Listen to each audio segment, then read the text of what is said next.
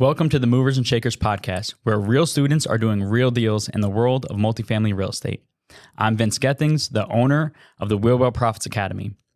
Listen in as we dive into the journeys of driven individuals who are turning their dreams into reality. These people are just like you, taking action and making things happen. If you enjoy the show, please like, subscribe, and if you're ready to take action, check us out at wheelwellprofits.com to learn more about our incredible community. Let's get started. This is Movers and Shakers, where we interview the upcoming generation of Make It Happen multifamily investors to share their story. Welcome to the Movers and Shakers podcast. My name is Gino Barbaro, co-founder of Jake and Gino, multifamily investor, educator, father, mentor, and I'm joined by my co-host, Joshua Ryan Rusin. Good looking shirt on today. We matched again today, my friend. The community director, Jake and Gino. Josh, how are you doing, bro? Gino, doing well, my friend. Just making it happen, putting in the work. You know, sometimes the grind isn't sexy, but it's what you got to go through, and it's a true prerequisite for success. So, You know, what's going on in your world? Give me some updates. We've got a long day today, Josh, right? Talk about the grind, and I think the grind is real. And all of us entrepreneurs, we love the grind because at the end of the day, you feel like you've gotten something accomplished. And, you know, take the show, for instance. The guest we have on today, he's been putting in the grind for the last year and a half, and it's all about having goals. But what are you doing to hit those goals? We can write goals down every day of the week. Goals are great. But if there's no action and there's no plan to hit those goals, then you're just wasting your time. Then it's just a wish. Yeah, love it. Love it. You definitely need, strategic planning and then implementation. You need both. And that's a true recipe for success. So, all right, speaking of today's guest, we have Grant Puryear. So Grant is the co-founder of Iron City Equity, a multifamily real estate investing firm based in Birmingham, Alabama. He is a problem solver, innovator, and strategic thinker that has experience in some of the most complex supply chains in the world. He earned his degree in supply chain management from Auburn University. He then began his real estate investing journey in the single-family home space in 2018 and moved into multifamily June of 2020 after joining the Jake and Gino community. In his spare time, he enjoys traveling, playing golf, and spending time with family and friends. Welcome to the show, Grant. Thank you, Josh. Thank you. I appreciate you guys having me on. Of course. All right, so let's dive a little bit into you. You go into college, you study supply chain management, you have a great position. At what point were you like, all right, I'm going to get a side hustle and get into real estate? And give us the whole story there. So it started before even real estate was a thing. When in college, I always had these ideas of, I wanted to start my own company. I wanted to, create this new product. And I have a notebook that if you were to look at it and go back and look at it, it doesn't make any sense. Like it's just a brain dump on the page. So then I started looking and nothing really made sense. And I didn't really know how to do anything. And, all these new companies are popping up here. This is already there. So it was something that I had to look at and say, what is something that is scalable, can create wealth, and has created wealth that's out there. So I started, once I graduated from college, I came across the Bigger Pockets podcast and started looking and I saw that real estate was a potential avenue. So I started doing my research. And that was right after that would have been right after in the second half of 2017. And so I really just started diving into my education of YouTube education and podcast education, reading books and trying to figure it out that way. So I moved back to Birmingham in end of 2018. And still, I was still looking for that first deal in 2018. So that's when we actually stumbled across our single family flip home, the first one we did. And at that point I got in, we did the flip, we made some money, and I was like, wow, this is incredible. If I could do this, no telling where I could be. And then I came across the multifamily space and the way that this flipping was a transaction. It was, there was never anything that was reoccurring. It was just a one-time transaction. And then I found multifamily, and it was the scalability, the monthly income, all the great things that come with multifamily. And in June 2020, I really just I put all my eggs in the basket and said, it's time to go. And that's when I joined Jake and Gino. So what propelled you, Grant? Because you're young, you're only 26-year-old, correct? What Right, propelled you to put everything, all your eggs in that basket and say, I'm in for multifamily? Because when we're younger, a lot of us don't want to invest in our education. And I was one of them when I was really young. I said, I'm not going to spend money and do all this. I can find it on YouTube. I can find it on Bigger Pockets. But for me, as I got older, I said, can I verify those sources? Are those people really putting out content? Do they have the results? So what propelled you to actually look into education and take it to the next level? Well, Gino, I was sitting there and I was realizing that I was looking at some of these deals and I was saying, I have no clue what I'm doing. Like just looking at it, and I was like, where do I even go? Like, who do I even call? What does this even mean? Mm-hmm. So when I've always been a someone that loves the education. Like I said, I went to Auburn, got my degree there, and I enjoyed my time there. I did a lot of studies and when I was at Auburn. But going back to why I wanted to get into education is because I needed help. I needed to find someone who knew what was going on, who was in the game, who has done well for themselves. And at that point is when I said, that's when I need somebody to guide me through getting this business off the ground. And what did you really learn? What were the big takeaways the first few months of that education? Because it's almost like drinking from a fire hose, correct? Because I remember my first deal, I didn't really know what a cap rate was. I didn't know what a debt coverage ratio was. I didn't know how to select a market.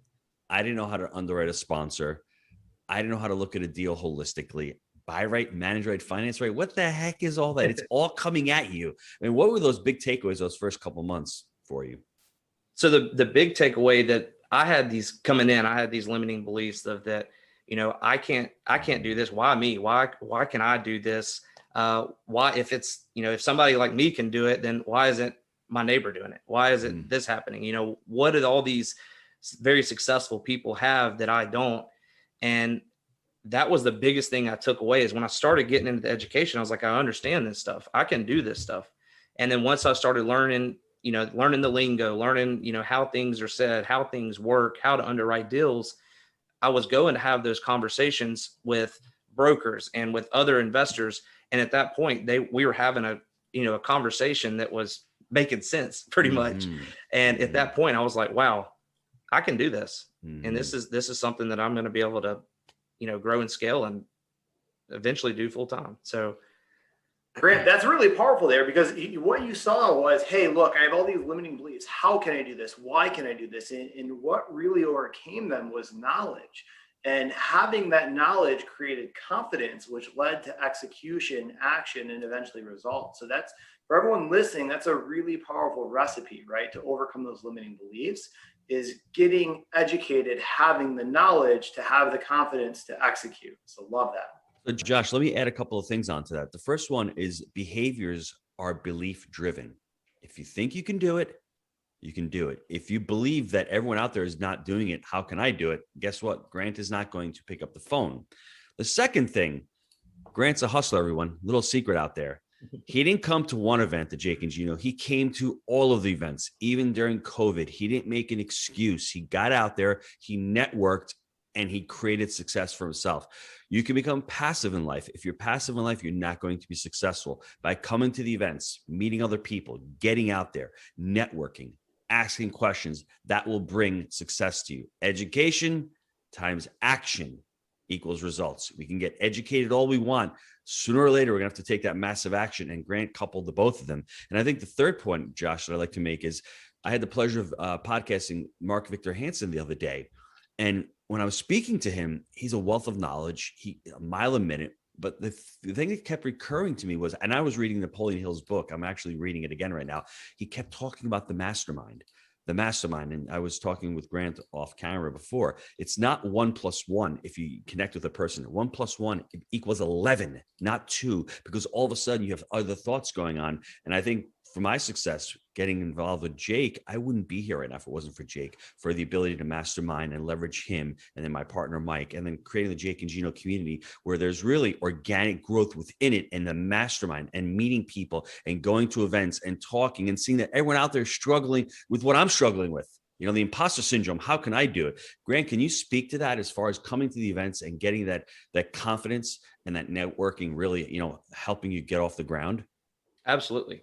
So one thing that I would like to touch on is that when, I was talking to some of the people I know, some of my friends, and, I was telling them, hey, I'm getting into the multifamily space.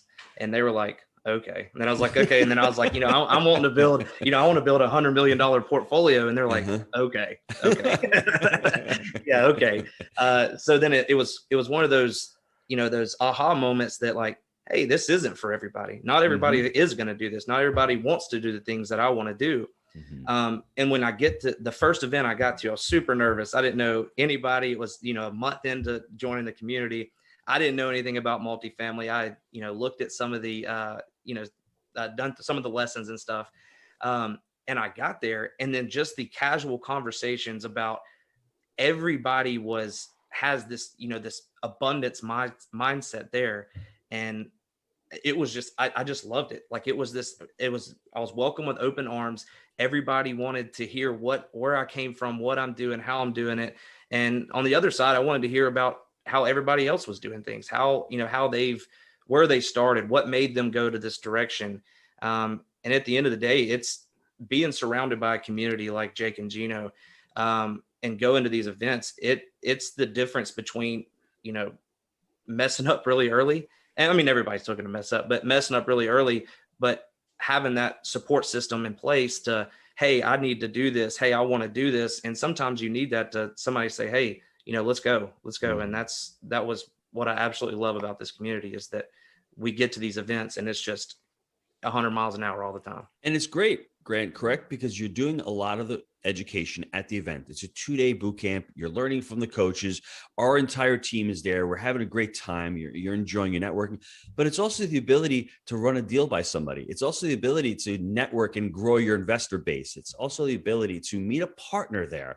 And it's also the ability to learn about a market. And especially if you're in a market and your boots on the ground somewhere, the ability to attract people and say, hey, I'm in this market. If I find a deal, can we work together? I think those are some of the elements. And let me let you in on a little secret. You had said, people hear you saying they want $100 million. Some of them won't do it. It's not that they can't do it. They just don't have a big enough why, number two, and they have bigger limiting beliefs than you do, number two, and number three, they don't have a support system. But remember, Grant, you can always bring it to them because they can become limited partners in your deal. So if what they can't do, you can do for them, and you can offer them the opportunity, probably something that they'll never know because they never got into education. They don't know about the syndication model. They're like, who owns all these buildings? But we know better. There are so many tools in the toolbox to get into the business. Do you agree with me on that? Oh, absolutely. And one thing I wanted to touch on too, and while we're having this conversation, is the number one way to kill your goals is to tell it to the wrong people. And, they will bring you, you're sitting there telling them, and then like you start thinking, am I really crazy for wanting to do this? So having that support system's huge. And it's the accountability. And I agree with you, whether it's the coaches, whether it's the Monday lessons, whether it's the events, MM4, whatever it is, we all need that. You need to be surrounded by, and I don't want to use the word obsessed, but every day working 15 or 20 minutes towards your why is going to propel you for that. Now, when did you realize, honestly, when was that light bulb that went off? When did you realize I can do this? This is something for me, and leading up to that first deal? Do you remember that moment? So I want to say I can probably pinpoint it back to it's about 4 or 5 months after I joined. And there was a broker relationship that I made up in Huntsville. So I was going up there, and I set up a meeting, and I was like, well, you know what do I have to lose? I'm just going to go up there and have this conversation and, see how it goes. This was the first time for me to go actually walk a property. And we ended up walking, we had a few that we ended up walking, but I got up there and I met the broker, and we spent half a day up there, and we walked through properties. We talked about, some of the areas. We rode around the city, saw some, south side, north side, and some different areas. And on the way home, I just had this like click in my head it was like, you're doing it.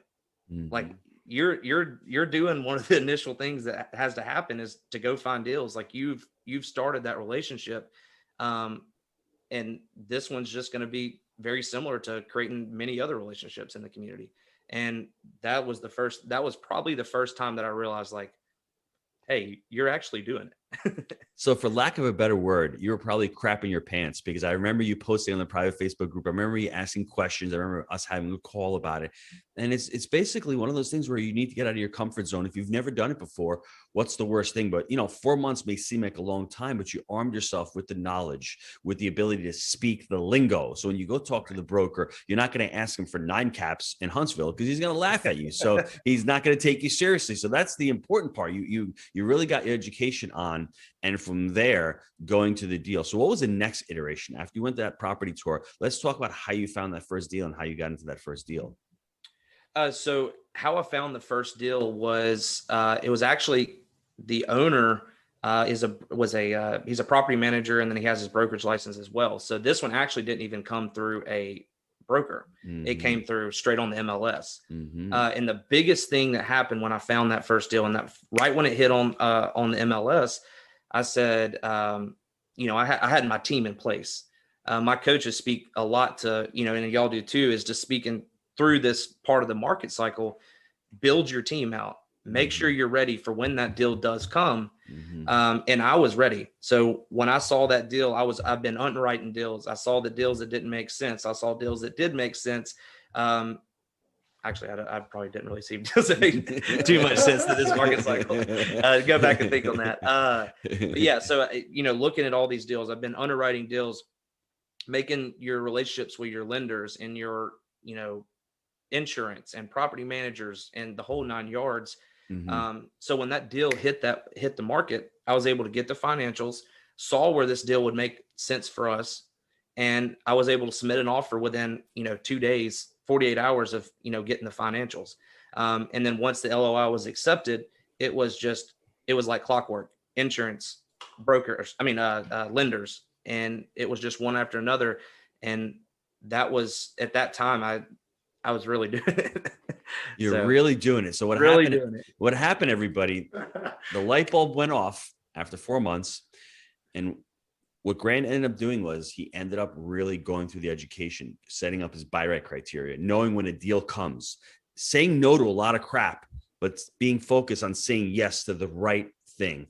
Team building, very important, because everyone's going to be out there going, it's not the right time. It may not be the right time, but you could be sourcing for investors right now. You could be sourcing for other markets right now. You could be writing a book. You could be creating social media for yourself. There's always something to be doing in this business. Start building your team. That's another thing that Grant did. And I think what you ended up obviously doing is what Jocko Willink says: prioritize and then execute. You prioritize your buy right strategy and your formula for what you were looking for as an asset, and then you execute on that. So well done. What was the feeling when you closed on the deal? Walk us through that whole feeling, that whole sense. And was it relief? Was it scared? What were you feeling? It was exhilarating. I was ready. Once I closed that first deal, I said, all right, where's the next one? It's time to go. This is what that it was incredible feeling. The first time that I've submitted some LOIs before I had this one accepted on some properties, and, didn't turn out the way I wanted it to. And when when he sent me the email back, he called me and he said, hey, I'm going to accept your offer. Cause it was basically direct to the seller. Cause like I said, he was the one who listed it. So when he called me and accepted my offer, I was like, whoa, what just happened? Like, whoa. So it was, and then on through there, I was, ready to do due diligence. I was ready to have everything set up. And then when it came time for closing day, I woke up that day I was in a different world. Mm-hmm. I was so excited, and we, signed the papers, and then we had a little celebration dinner after, and it was exhilarating. And I'm so excited to buy more properties. Mm-hmm. What did you like about this deal specifically? So the area, it's on the east side of Birmingham, in a great little market. We are sandwiched in between a new Buc-ee's. And for those who don't know what a Buc-ee's is, it's a Walmart of gas stations. It is yes. And there's a little outlet mall down the road. There's a Bass Pro Shop, some new development going on in the area. You go to the other side, and there's the Chick-fil-A's and the actual Walmart, and then some other, restaurants and retail type stuff. So it's sandwiched in between there. And I think there's a ton of opportunity because the rents in the area are pretty low for what the opportunity is really out there. You go 5 minutes up the road into a different city, and the cheapest thing you can get is $1,000 for a 2-bedroom. So we're all 2-bed, 1-bath, and we're at $625 with plans to really go over that. Wow. So a lot of the things that I'm hearing, you like the market, you like the submarket, probably the median income is good in that area. Absolutely. It's the path to progress. I heard the 2 beds, nice unit mix. Yep. I mean, the list goes on and on. Now, honestly, without the education, without the mentorship, do you think you would have been able to take a deal down like this, or would you have gotten to this point so quickly in your journey? Absolutely not. And that was something, I was looking into doing the podcast and the YouTube and stuff, but there was no accountability to it. There was nothing that was saying, let's get on traction and keep going. I would listen to something and it was like, all right, I don't know what to do now. And with, being able to go into the education and then being able to call my coach when I needed help and being able to, to find that light at the end of the tunnel, that's been the biggest thing for me. And like you said, I don't think I would probably still just be turning my wheels right now, not knowing what to do. If I didn't, really dive into the education and believe. Grant, can I ask you this question? As far as single family homes, can you speak to those people out there who are doing single family homes and flipping? And there's nothing wrong with that. It's a good model. It's a good way to generate cash for that down payment. But what would you say to them? Because I know a lot of them out there are saying, well, Grant can do it. He's got time, or he's smart. He's in systems supply chain management, whatever the excuses are. They're there. They've flipped a few homes, but they see the futility in it like you do, because it's just transactional. If they're trying to leave their W-2 job, they're just going to go into a flipping job. So what would you say to them as far as how do they start on their journey multifamily? So a lot of the systems and a lot of the things, the way that you source deals are fairly similar, especially if you're going off market. It's a lot of, you can still do direct to seller. You can still run through a realtor or broker. But I think the biggest piece is that you just have to really dive into the education, find a community, find somebody that's doing it, learn how to underwrite these deals, learn how to, do the other, find your team, build your team, learn how to do that. That's extremely important. And in the flipping space, you still have to do that in essence. But the way that I saw it was, with me still working my job, let's say that I was able to do, let's say 4 flips a year. Okay. Just to throw that number out there. So let's say in January, I closed on a flip. Okay. And let's say something happened in the middle of it to where we went to close. I didn't make any money. Well, if I was doing that full time and I went, a whole quarter without making any money, well, I just wasted all that time. Now I have to start on the next one. Well, what happens on the next one if, that one happened, if something happens there too? So, and I think it's really important to look at all the options in real estate, because there are, if you are on the single family space, if you are in the single family rentals, and you are on the flipping side of the business on the single family, there is opportunity if you open your mind up to what actually can happen and what actually is out there. I love that. That's well said. Last long answer question before we get to Josh. Okay. What are your goals? What are you looking to do? What does Grant's life look like 3 and 5 years from now? So in 3 years from now, I really want to be able to have a business in the multifamily space. I want to, I want to be able to have around 250 units in the 3-year time frame. I want to be able to JV with partners. I want to be able to syndicate a deal in that first 3 years, and really set myself up to where we're buying quality deals. And, we're not just buying deals just to buy deals. We're buying quality deals that are going to set us up and our investors for financial freedom in the future. 5 years is where it really gets to where I really want to be in the business full time.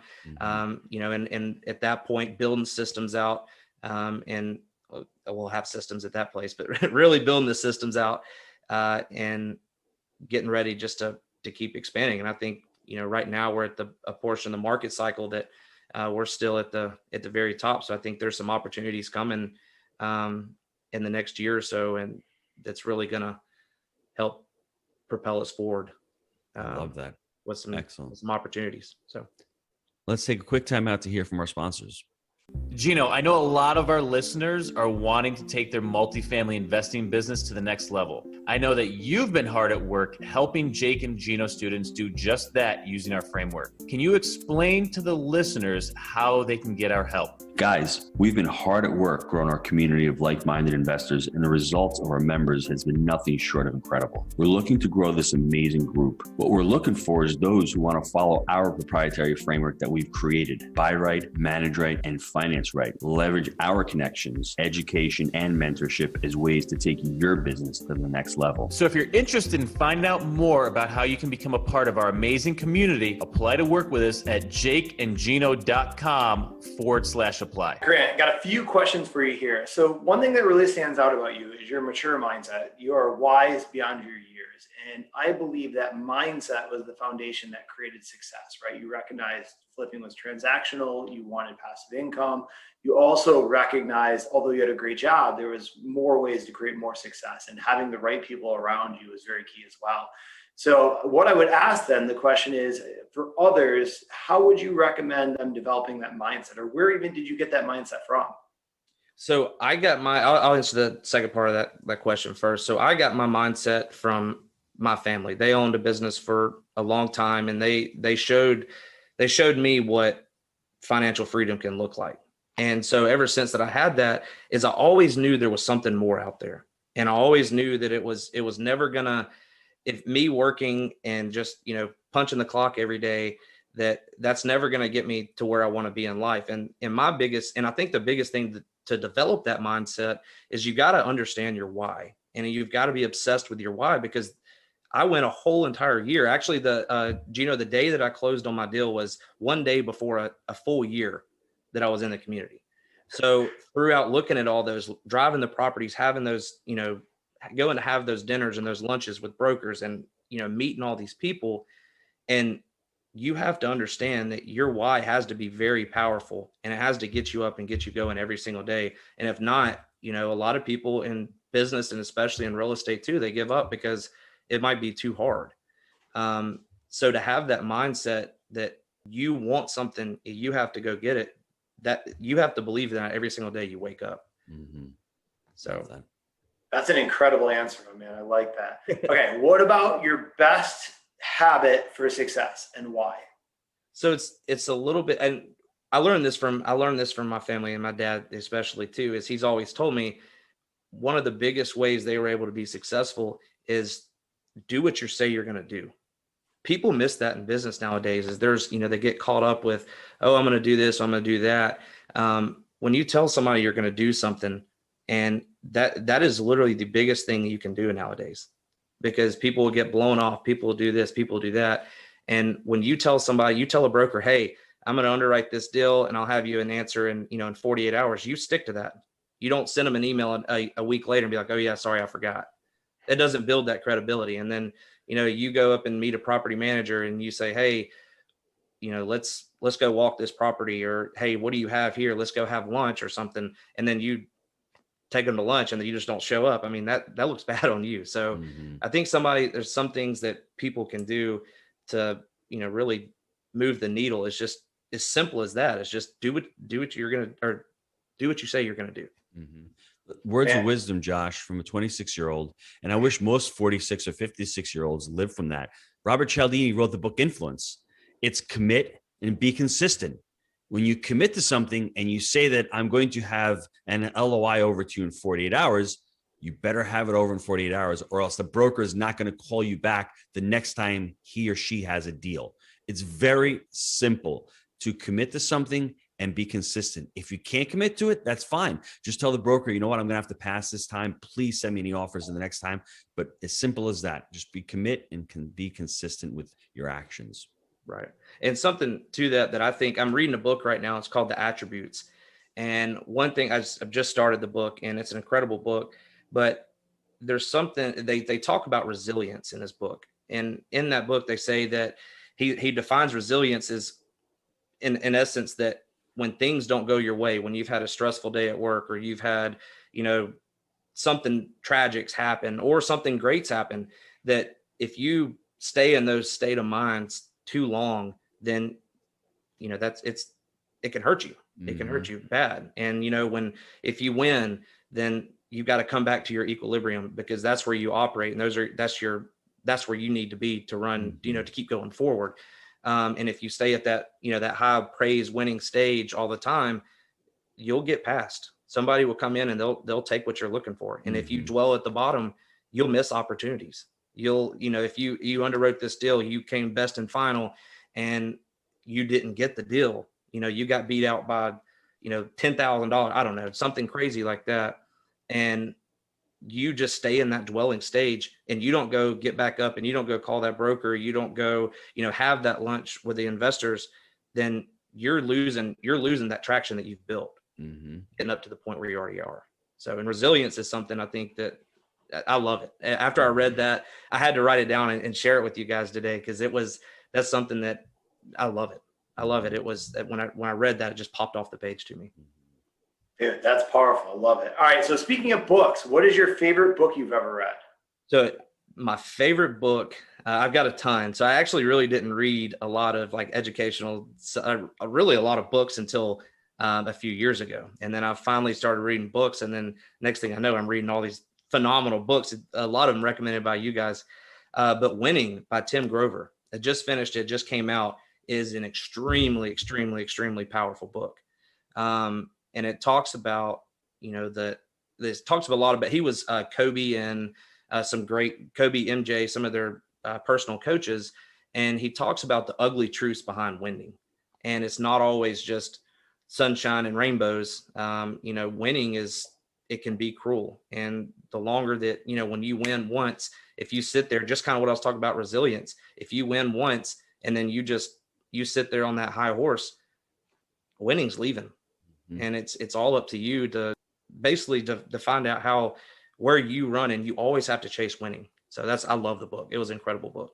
And in business, it's amazing because you can win and lose, but really if you adopt a lifelong learner mentality and you're always about the growth mindset, you may not win that deal every time, but you can learn something from that deal and you can share that deal and you can teach others and you can contribute to others. So there's so many different ways of winning. We're not just talking about winning championships or taking down deals, really providing massive value. It'll come back to you in so many different ways. So you just have to adopt that kind of mindset. Absolutely. Love that. All right. So I could sum this episode up in literally one sentence. Success happens when preparation meets opportunity. Grant, I feel that defines your story.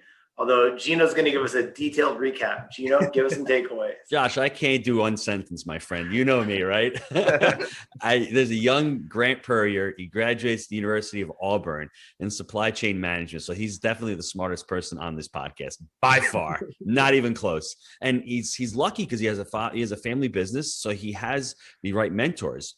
And I think Grant realizes that punching the clock, it's just not for him. It may be for a lot of people, but it's not for him. He's surrounded by people that don't have like-minded skills or gifts or the calling or the goals that he's looking for. And he says to himself, I want $100 million in real estate. And people look at him like, are you nuts?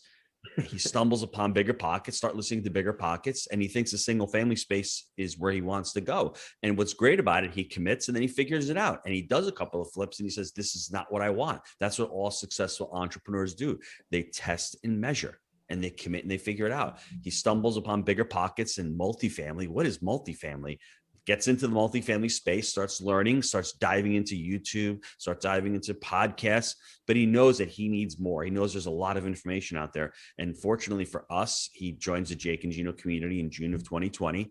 He is in the space. He's in the community for 11 months before he gets that first deal. But more importantly, it takes 4 months before he gets the nerve to go on a broker tour. And that changes everything. The accountability, coming to every single event, knowing his why, going out there and really thinking about how am I going to do this, meeting partners, networking, all of that comes into play. And you see the dominoes falling and all the levers that he's able to push. And he's only 26 years old. So for everybody out there saying to themselves, I'm too young, you can't make that objection on this call. Really, it comes down to education times action equals results. And Grant is the personification. And the last thing I'd like to say about Grant, the words of wisdom, do what you say you're going to do.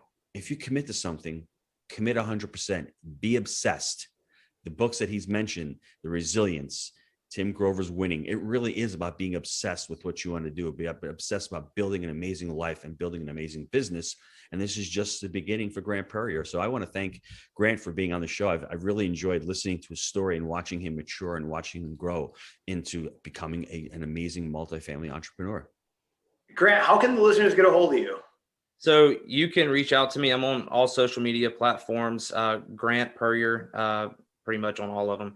Or you can email me at gpuryear, that's GPURYEAR at ironcityequity.com. Well, listen, Grant, I want to thank you for being an amazing guest and sharing your movers and shakers story. And guys, listen, if you like the show, please leave us a review. And until next time, let's make it a movers and shakers week. See you, everybody. Thanks, Grant. Thank you.